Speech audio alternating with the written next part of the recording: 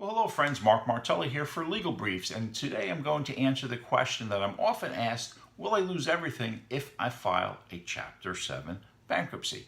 And the answer to that is no, you won't lose everything, and depending upon how much you have in assets, you may be able to keep everything. So what do you get to keep? Here in Florida, the best exemption we have is the homestead exemption. So it exempts your home and any equity that you have in it.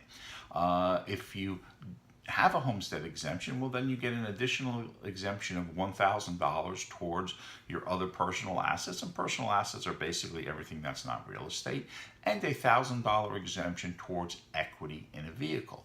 You'll also get to keep funds in a properly set up 401k or IRA, so those could be substantial amount of assets.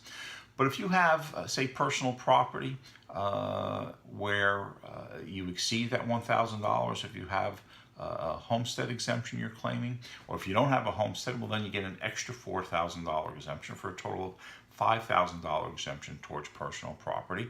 If you have more than those $5,000, well, you have two options. Either everything over and above that $5,000, you can turn that over to the trustee. So if you have an old boat that you don't want, you can turn that over to the trustee. The trustee sells it and distributes it among your creditors, or you can buy it back from the trustee.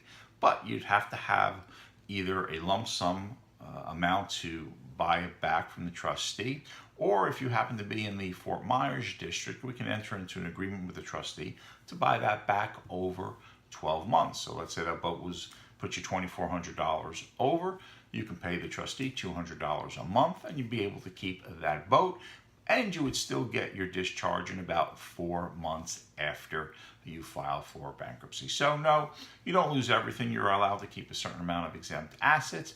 Even if you're over those exemptions, if you have the means, you can also keep those things as well by buying the equity back from the trustee.